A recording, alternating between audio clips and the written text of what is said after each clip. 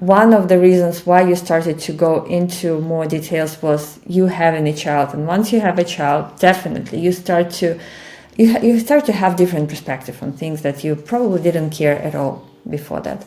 So being a parent, what I'm thinking is, what are the factors, what are the areas I need to look at as a parent to establish healthy and sustainable diet for my kids, even being probably very small kids, let's say from the very beginning, and generally for the whole family. So I would just rephrase a little your question, and I'm gonna come back to you and say what we need to be aware on a healthy and sustainable lifestyle. And you'll understand why I'm not only including diet, although diet is the most important, but there are some other factors which come here in play. So there are 3 factors for all parents that we need to get the appropriate education on, that we need to improve our health literacy actually on these factors.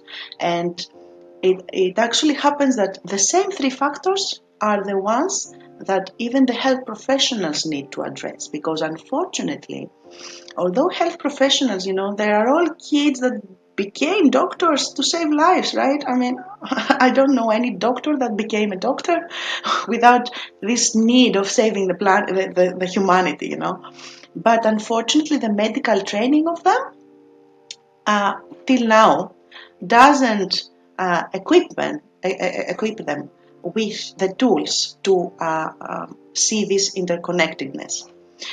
So there are 3 factors that both parents and health professionals should know. The exposure to the toxic chemicals we have nowadays comes from 3 areas, and those 3 areas are actually the most important areas that we need to address in order to fight with the planetary crisis. So it's a win-win situation here. You improve your health, you improve the planetary health. It's the same steps you have to do. First step, and the most important step, is to get the appropriate education on what healthy and sustainable diet is. We already talked about the fact that a more plant-based diet is more healthy and more environmental sustainable. Here, for example, a lot of people need to understand that there are also other healthy diets, like in the past, the Mediterranean diet, which is heavy in fish consumption, had been proved in many studies to be very healthy. Okay, that's why we have all this, omega-3 fatty acids through fatty fish, blah blah. But nowadays, this is changing because the pollution comes into the equation. And the fish we find today in our seas is not the fish that was studied in 1960s when we started studying the Mediterranean diet. So the first step for a parent is to understand that we need to rethink what a healthy diet is under the prism of pollution crisis. Then the second step is to understand that a major pathway to our exposure to toxic environmental chemicals is the personal care products we put on us. The baby is born, you take it from the womb, you put it in soap, you take nice pictures with all foam around the face, But this is really, a huge health issue nowadays.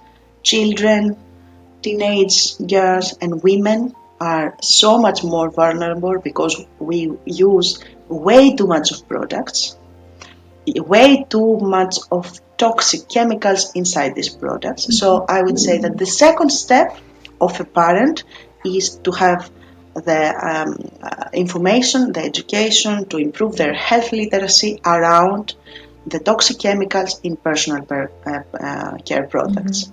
And these are also very important emerging contaminants for the environment. So when you put your lipstick, I use the lipstick today, when I will wash my face, it will go down to my drain and then it will actually end up in your food, because our wastewater treatment plants do not have the capacity to filter the hundreds of thousands of chemicals we use in our personal care products. And then it's the third factor, it's the air pollution. Both parents and medical doctors, health professionals, we all should be informed, should be educated around air pollution.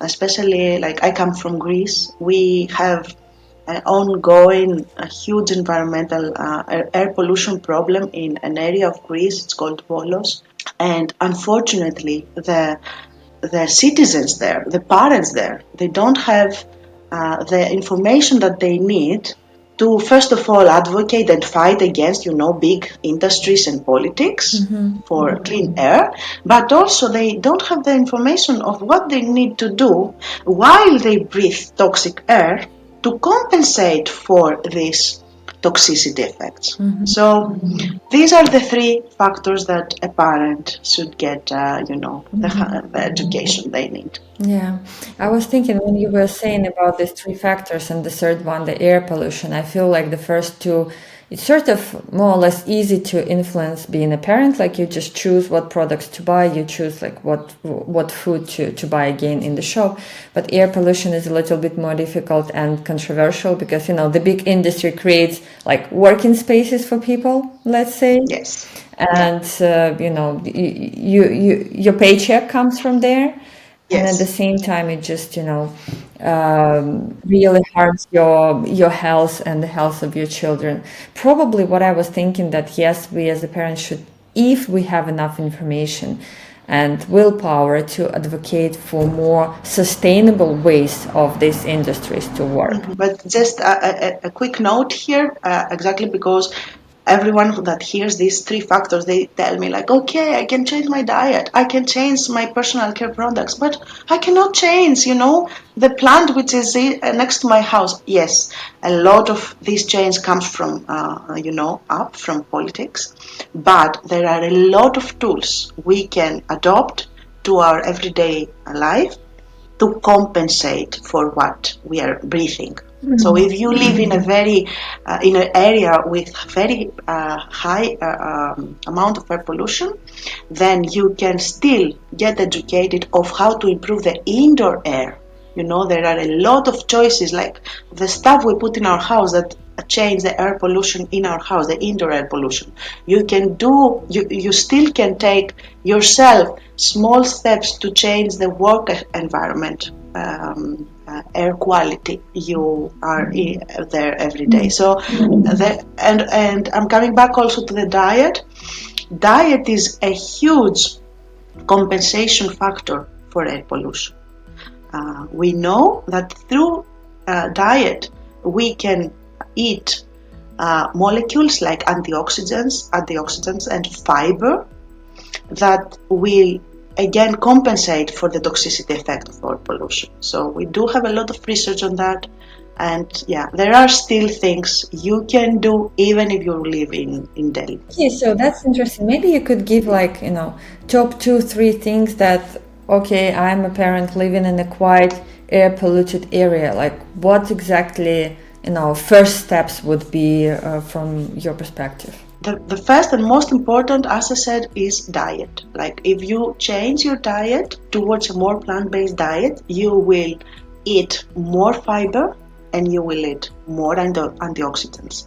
Both of these help with reducing the bioavailability of many chemicals and reducing the effects that these chemicals have in your health. So it's, you don't reduce the factor, the air pollution you breathe, but you do help your body fight against it. And I'm gonna have a note here on the diet. The most important food category for compensating against our exposure to toxic chemicals is beans. So you need to have a lot of beans, a lot of legumes, because they are the ones who have really high amount of fiber. A lot of families eat a plant-based diet. They may eat a lot of fruits, a lot of vegetables, and usually a lot of flowers, even if they are whole meal.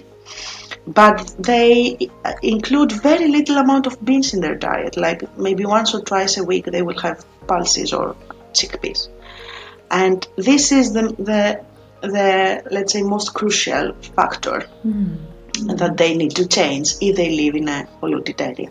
In increasing the legumes consumption.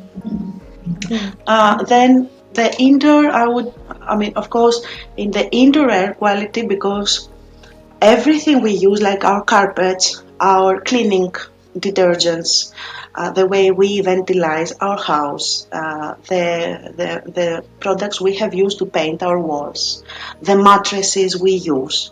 So all these are possible emitters of certain chemicals which make the indoor air pollution much worse.